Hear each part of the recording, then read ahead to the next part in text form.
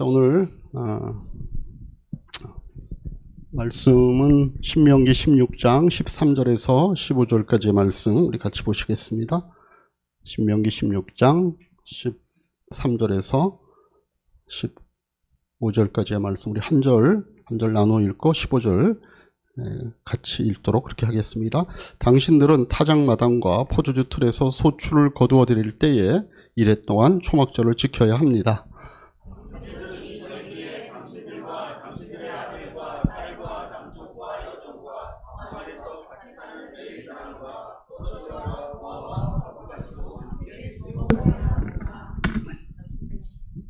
같이 읽습니다. 당신들은 주 당신들의 하나님이 택하신 곳에서 이레 동안 초막절을 지켜야 합니다.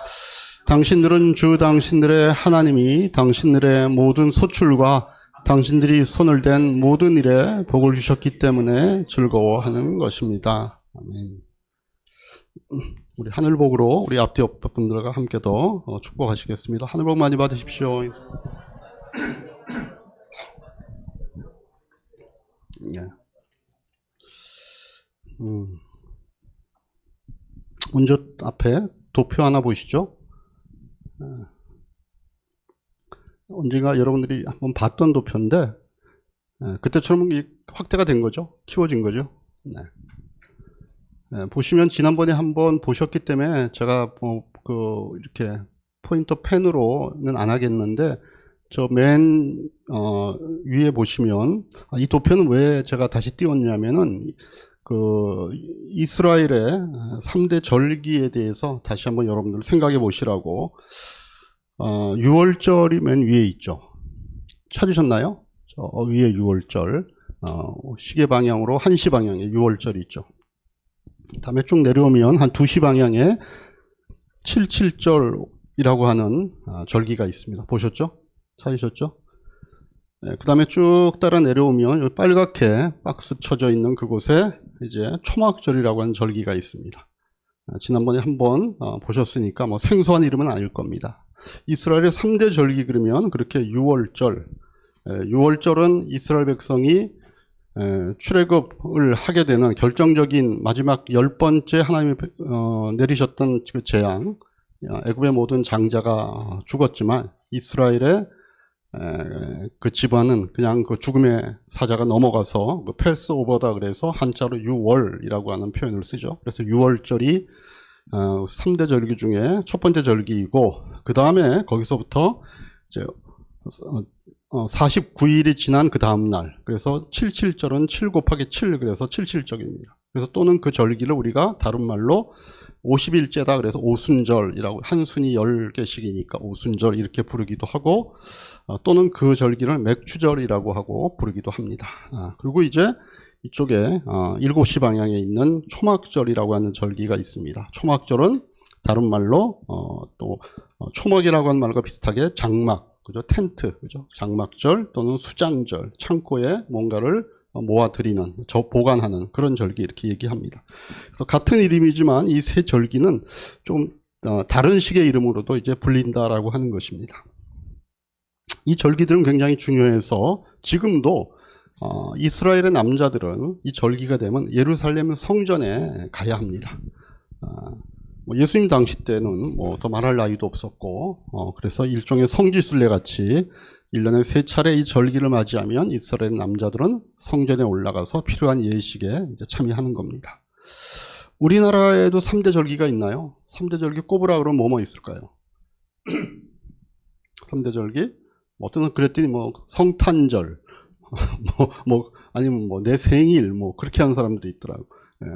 각자가 다르겠지만 그냥 보편적으로 5월 단오가 있을 것이고 8월 중추 그렇게 말하는 보통 추석 이렇게 있을 것이고 또 무슨 이스라엘 절기하고 조금 연결을 시키자면 6월절에 해당하는 광복절도 있을 거다 아마 이렇게 생각이 되어집니다. 그게 중요한 것이 아니고 지금 말씀드렸던 이스라엘의 3대 절기 중에 특별히 저 위에 2시 방향에 있었던 77절하고 7시 방향에 있는 초막절은 특별히 추수와 관련되어 있는 절기입니다.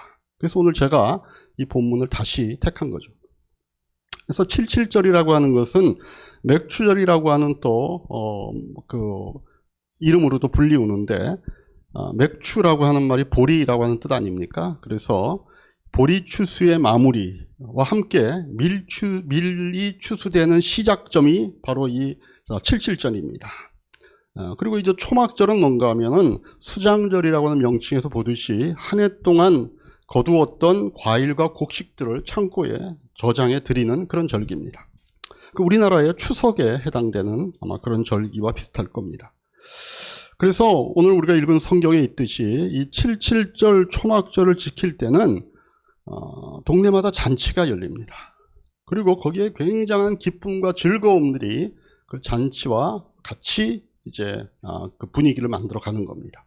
신명기 16장 11절 보시면 당신들은 주 당신들의 하나님이 그의 이름을 두려고 택하신 그곳에서 당신들과 당신들의 아들과 딸과 남종과 여종과 성 안에서 같이 사는 레위 사람과 또돌이와 고아와 과부까지도 함께 주 당신들의 하나님 앞에서 즐거워해야 합니다. 그러니까 잔치를 할 때 굉장히 즐거워해야 된다고 말씀합니다. 16장 15절도 마찬가지죠. 같이 한번 읽어보십시다. 시작. 당신들은 주 당신들의 하나님이 택하신 곳에서 2일 동안 초막절을 지켜야 합니다. 당신들은 주 당신들의 하나님이 당신들의 모든 소출과 당신들이 손을 댄 모든 일에 복을 주셨기 때문에 즐거워하는 것입니다. 그래서 잔치가 열리고 그 날에는 그 시즌에는 즐거움이 동반되어야 된다 이렇게 얘기하십니다. 자, 그러면 여기서 하나님께서 꼭 짚어서 얘기했죠. 즐거워야 한다라고 얘기하는 겁니다. 그렇죠? 이게 그냥 할 말이 없으니까 붙여진 말이 아닙니다. 여러분, 이 즐겁다라고 하는 게 이 절기가 이제 그 추수한 그런 이제 시즌과 이렇게 같이 있잖아요. 그러면 이 즐거움이 단지 그렇게 많이 거둬들이고 그래서 먹을 게 많고 소득이 많이 있어서 그게 누려지는 걸까요? 하나님이 즐거워해야 된다고 얘기했는데 즐겁다고 하는 것이 여기 보니까 가족과 종과 사회의 약자들, 그죠? 그리고 동네 사람들, 방문객 모두 함께 모여 즐거워하도록 해야 된다 이렇게 얘기하잖아요. 근데 그러려면 가족과 자기가 집에 있는 그 종들과 또 사회에 있는 과부와 뭐 어떤 그런 그 떠돌이들, 이런 약자들, 그리고 동네 사람 모두, 그리고 방문했던 모든 외국인들, 어떤 나그네들 함께 모여 즐거워하려 그러면 이게 단지 물질적인 풍요 때문만이 아닌 겁니다. 이런 사람들을 다 언급했다라고 하는 것은 어떤 물질적인 풍요와 더불어서 관계에서 오는 즐거움이 그 잔치의 의미를 더 증폭시켜야 된다라고 하는 것입니다. 여러분, 아무리 먹고 입고 쓸 것이 풍요해도 함께 있는 사람들끼리의 관계가 힘들고 갈등하고 깨어진 채로 있다면 그렇게 열리는 잔치, 그렇게 열리는 축제는 오히려 거기 함께하는 사람들에게 고통과 저주일 수 있습니다. 여러분, 그런 걸 경험하잖아요. 추석 명절 고향에 부모님 집에 가면 참 음식은 상다리가 부러지도록 차려놨는데 거기 모여있는 가족끼리는 음식 먹다가 고성이 오가고 서로 다투고 잘못하다 뭐 상이 막 날아가고 뭐 이런 일들을 우리가 경험할 수 있죠.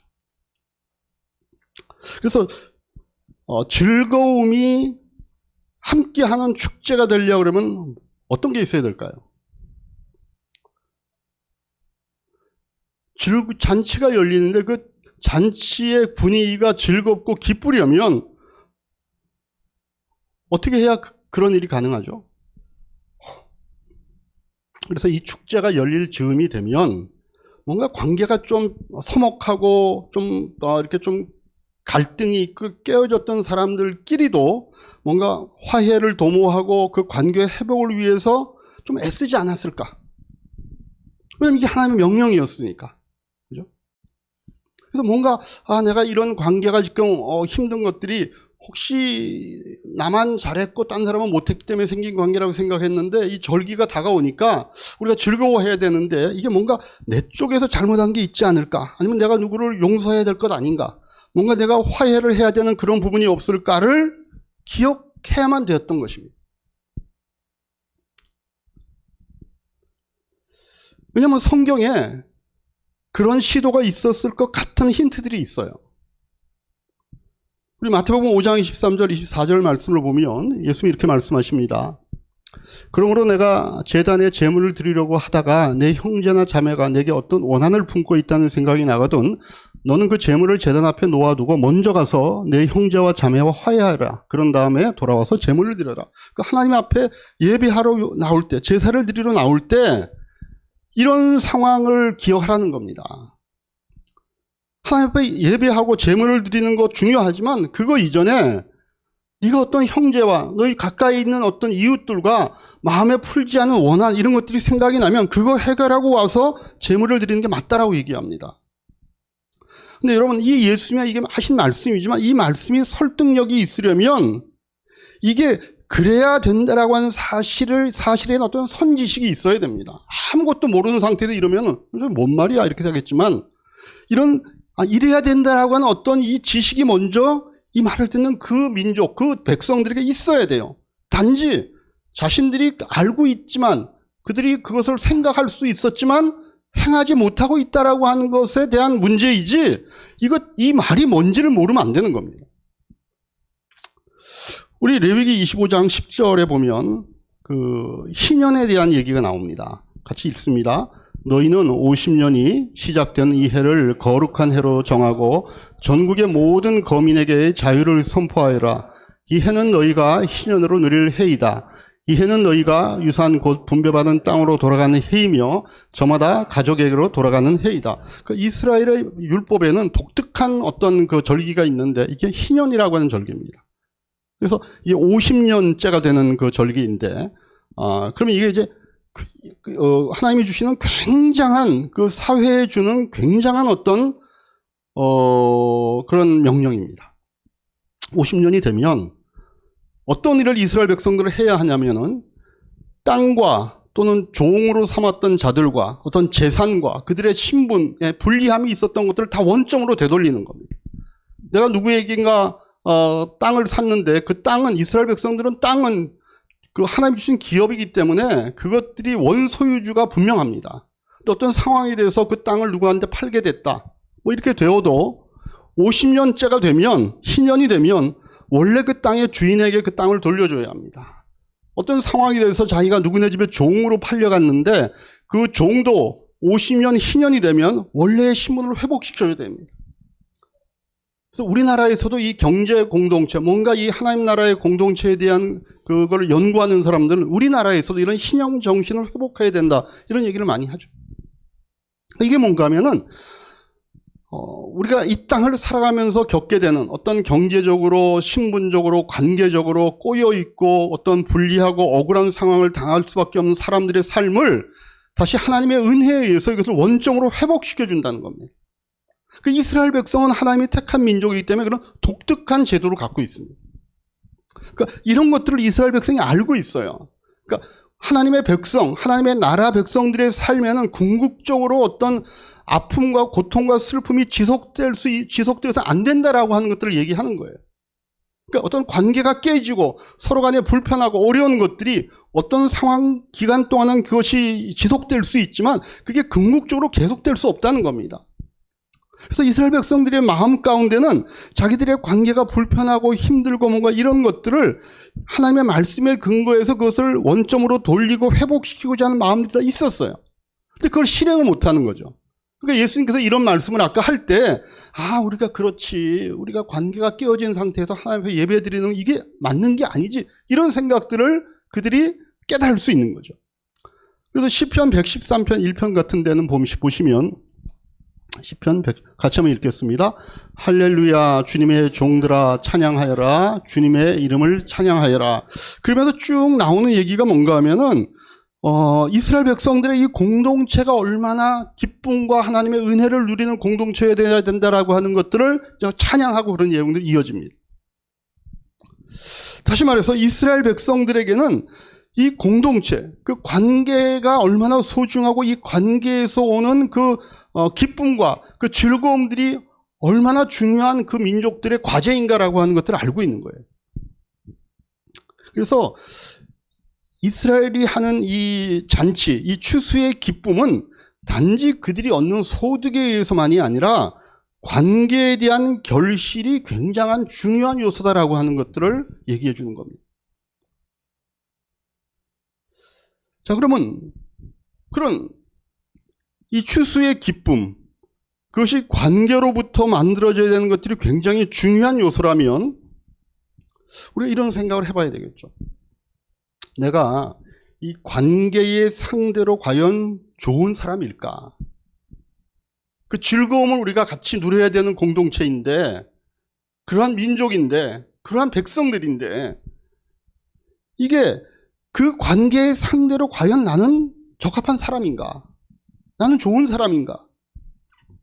여러분 생각하시기에 이게 뭐 이스라엘 공동체만이 아니라 우리 또한 지금 하나님의 교회 공동체로 모여 있고 또 하나님이 우리에게 맺게 해주신 가족 공동체로 존재하는데, 그럼 과연 내가 그 관계의 상대로 좋은 사람일까를 생각할 때 어떤 사람이 그런 좋은 사람일까요? 내가 어떤 사람이 그런 관계에 있어서 좋은 사람일까?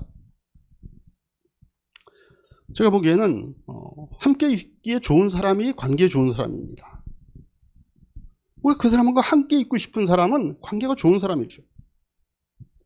그래서 우리가 예전에 하는 말 가운데 그 친구가 진짜 좋은 친구일까를 좀 판별해 볼 때는 좋은 방법 중에 하나가 여행을 같이 가라, 그런 말이 있잖아요. 같이 여행 가서 2박 3일 또는 뭐 얼마가 아니라도 같이 있어 보면 이 친구가 진짜 좋은 사람인가 아닌가.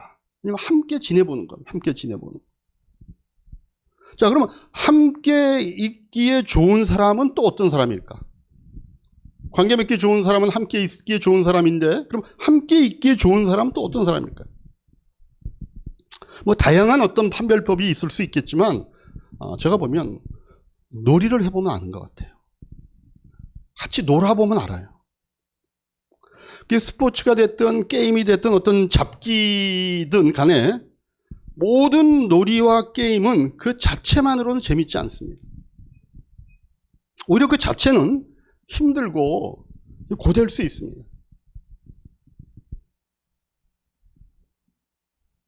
예전에 그 선교사님들이 우리나라에 이제 처음에 들어와갖고, 선교사님들은 이제 뭐 다양한 운동들을 또 하셨겠죠. 그래서 그 시대에는 이제 테니스가 아니라 정구, 그죠? 이렇게 우리가 말랑말랑한 그 정구공 있잖아요. 그거를 이제 게임하고 이런 것들을 우리나라 양반들이 지나가면서 본 거예요. 그러니까 선교사님들이 그 떼약볕 밑에서 막 마당에다 금거 놓고 그 라켓을 두고 막 이렇게 게임을 열심히 하니까 서양 사람들이 와갖고서 뭐 어떤 뭘 한다 그러니까 양반들이 한번 구경이나 가보자 그러고 슬쩍 왔다가 보니까 혀를 쯧쯧하면서 뭐라 그러죠?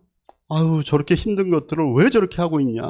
저 종을 시키면 될 텐데, 저 외국 사람들이 와 고생한다고 막.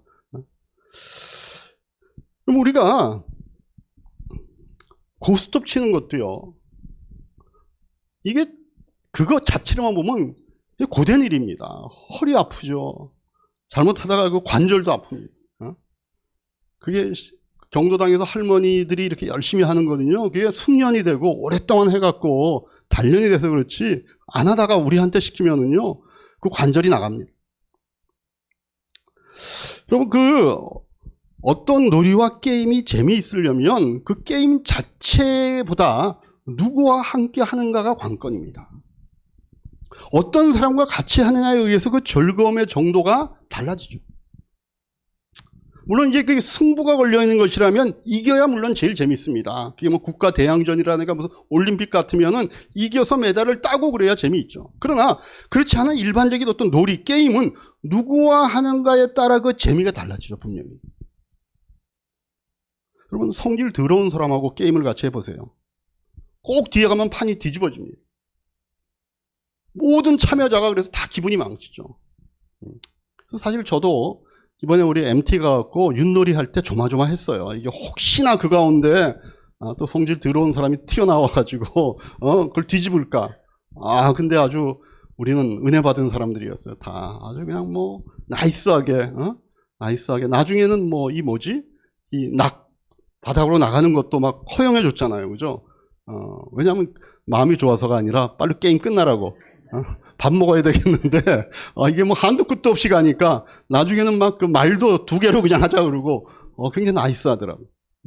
안 그랬으면 뭐 처음에 목사님들이 이제 노회 같은 데 가서 목사님들을 모이면은요, 저는 제일 싫은 게, 그래서 제가 노회를 잘 안 가는데, 노회를 안 가다 보니까 어느 날은 노회 안 왔다고 막 경고가 날라오더라고.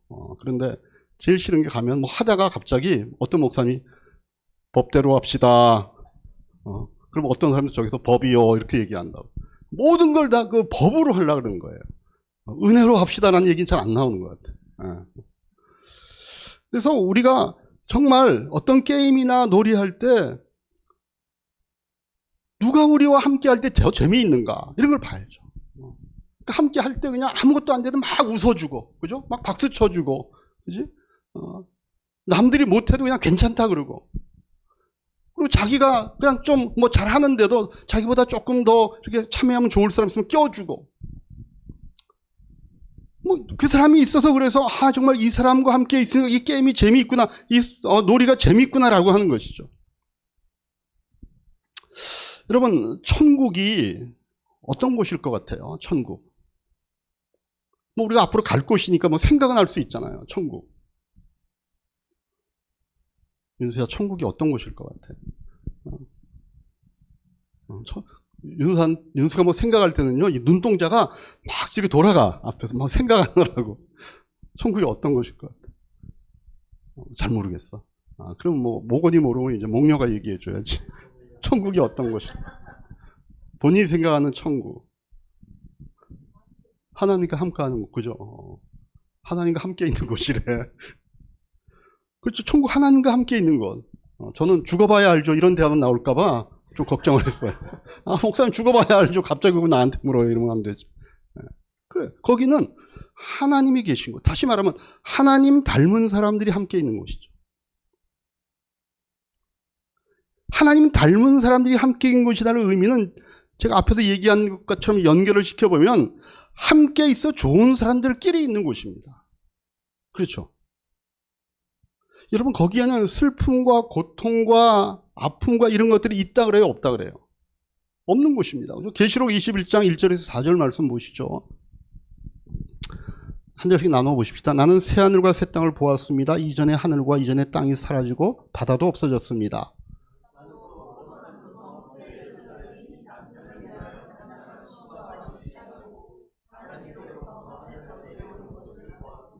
그때 나는 보좌에서 큰 음성이 울려 나오는 것을 들었습니다. 보아라, 하나님의 집이 사람들 가운데 있다. 하나님이 그들과 함께 계실 것이요, 그들은 하나님의 백성이 될 것이다. 하나님이 친히 그들과 함께 계시고 그들의 눈에서 모든 눈물을 닦아주실 것이니 다시는 죽음이 없고 슬픔도 울부짖음도 고통도 없을 것이다. 이전 것들이 다 사라졌기 때문이다. 천국에는 슬픔, 눈물, 고통 이런 게 없습니다. 근데 세상에는 왜 그런 것들이 있을까요? 왜 세상에는 슬픔과 고통과 눈물과 이런 어떤 힘든 것들이 있어요? 환경적인 것도 있겠지만 그 원인이 관계에서는 그런 문제들이 더 사실은 깊고 심각한 슬픔과 눈물과 울부짖음을 만들죠. 여러분, 우리가 잘 아는 사무엘의 어머니가 한나잖아요. 그죠? 하나님 앞에 와서 기도하는 모습이 술에 취했을 정도로 오해받을 만큼 탄식과 울부짖음과 고통 가운데 한나가 기도하는 겁니다. 그러니까 아기를 못 낳는 그 환경도 사실은 문제였지만 다른 부인인 분인나가 자기의 마음을 상하게 한 게 더 힘든 겁니다. 우리 사무엘상 1장 4절에서 6절에 그 상황이 나오지 않습니까? 엘가나는 한나의 남편이죠. 제사를 드리고 나서는 늘 아내 분인나와 그가 낳은 모든 아들 딸에게 재물을 각각 한 몫씩 나눠주곤 하였다. 그러나 한나에게는 2몫을 주었다. 그러니까 한나와 분인나가 다 엘가나의 부인이죠. 2몫을 주었다. 비록 주님께서 한나의 태를 닫아 놓으셨지만 엘가나는 한나를 사랑하였다.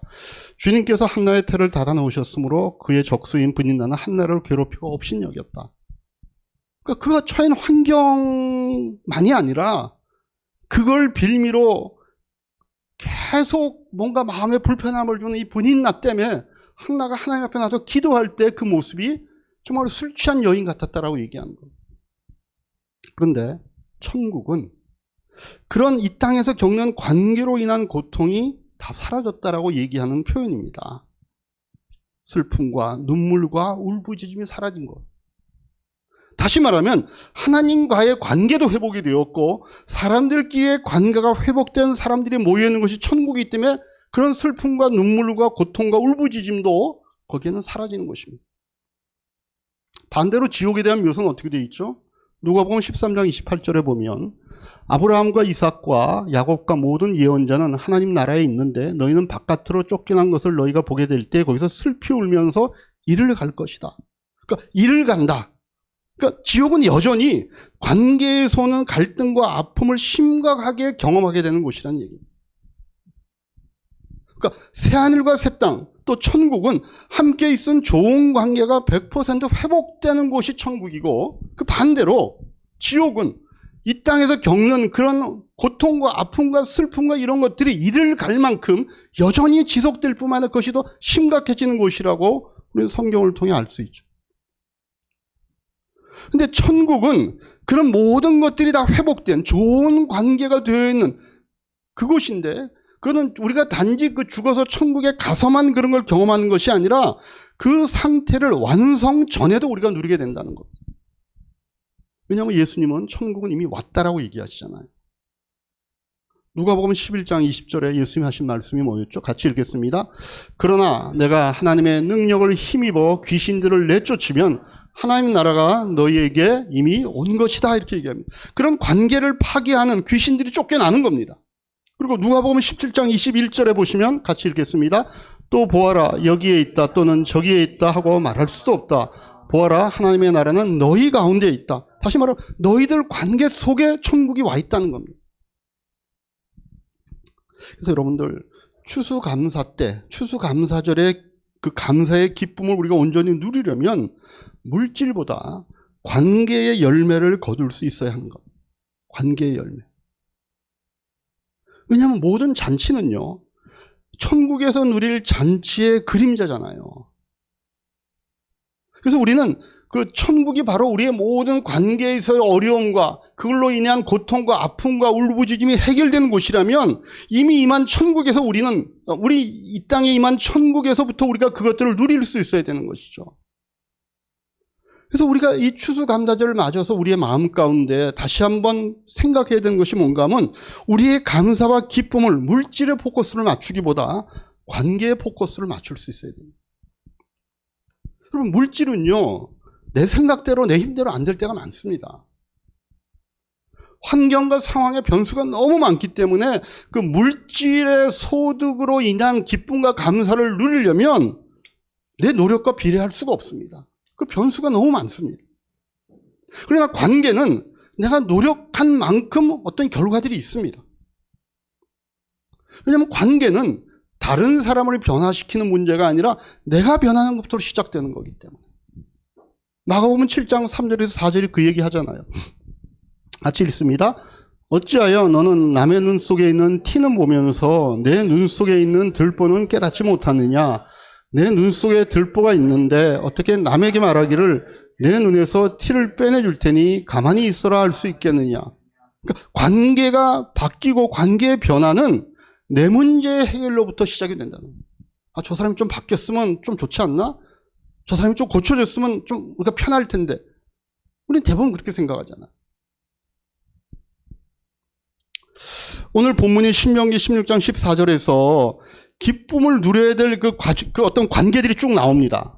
보시면 당신들은 이 절기에 당신들과 당신들의 아들과 딸과 남종과 여종과 성 안에 함께 사는 레위 사람과 떠돌이와 고아와 과부까지도 함께 즐거워해야 합니다. 함께 즐거워해야 되는 그 공동체 사람들 가운데 누가 가장 먼저 나옵니까? 누가 가장 먼저 자신의 이 즐거울 수 있는 변화를 위해서 노력해야 될 것 같아요? 너와 내 자녀. 그죠? 너와 내 자녀부터 시작하죠. 다시 말하면 이거는 너 자신부터 시작해야 된답니다. 너와 가장 가까운 사람부터. 다시 말하면 너와 네 자녀니까 부모로부터 이 일이 시작돼야 된다고 얘기합니다. 우리는 그거 잘 알죠. 우리가 이렇게 가정을 이루어 살다 보면 가족에서 정말 중요한 역할을 해야 되는 것이 부모이고, 부모가 역시 그 관계의 개선을 위해서 많은 노력을 해야 되는 거 압니다. 그런데 중요한 거는 자녀도 포함이 된다는 거죠. 자녀도. 그러니까 요즘 특별히 부모만 자녀들을 막 대해서 문제가 되는 게 아니라 자녀도 부모를 힘들게 만들 수 있습니다. 요즘은 특별히 자녀들이 부모에게 상처 주는 말을 하는데 꺼리낌 없는 세대입니다. 그렇죠? 예전에는 어떤 권위가 갖는 선이 있었어요. 그래서 사회적인 분위기가 또 자녀들이 부모에 대해서 막 대하고 이런 것들을 용납할 수 없는 분위기였습니다. 근데 이제는요, 사회적으로 위아래가 없습니다. 옛날에는 그런 게 분명히 존재했어요. 그게 뭐 그런 선이 딱 그어 있지 않지만 그런 것들이 존재했었습니다. 그래서 나름대로 알게 모르게 이 사회가 잡아주는 질서가 있었어요. 근데 요즘은 없습니다. 그냥 아이들, 어른, 할아버지, 또 뭐 손주 이런 것들의 구별은 나이로서만 구별될 뿐이지 다른 것으로는 차이가 없습니다. 여러분, 지식과 재능과 능력 면에서 요즘은 아이들이 훨씬 잘하는 게 많습니다. 얼마 전에 추석 때 무슨 신동들이 나와가지고 노래 부르는 프로그램이 있었어요. 제가 보는데요, 거기 나와 있는 심사위원들이라고 이제 기성 가수들이 나와 있어요. 그 사람들도 나와서 이제 노래 불러주고, 근데 신동들이 나오는 거예요. 제일 나이 어린 애가 9살 뭐 이러잖아요. 어른들보다 훨씬 잘합니다. 그것도 트로트를 합니다. 보통 이제 트로트는 뭐 인생의 어떤 쓴맛을 다 알고 그래야 그 안에 뭔가를 이렇게 담아낼 수 있다고 하는데 9살짜리가요, 거기 나와 있는 어떤 가수보다 제게보드가 훨씬 잘합니다. 그래서 다들 놀라는 거예요. 아니, 저 나이에 어떻게 저 가사의 맛을 알지? 뭐 맛을 알게 하겠어. 그렇지만 그걸 다 표현해내는 겁니다. 그런 어떤 예술적인 면에서 또는 어떤 첨단 어떤 그런 정보나 지식에 관련된 면에서 요즘은 어른들이 아이들에게 물어봐야 됩니다. 저도 민주한테 뭐 이렇게 물어볼 때 많아요. 이거 뭐 어떻게 해야 돼? 이거 어떻게 하는 거야? 그래서 그런 재능과 이런 것들이 탁월해지는 세대가 참 긍정적이고 좋은데, 그러다 보니 그런 자녀들의 말이 거칠어지고 예절이 사라졌습니다. 그 에베소서 6장 1절에서 4절을 보면 성경에 이런 순서가 꼭 중요한 건 아닌데 중요하게 느껴질 때가 있어요. 우리 한 절씩 보십시다. 자녀되니 여러분 주 안에서 여러분의 부모에게 순종하십시오. 이것이 옳은 일입니다.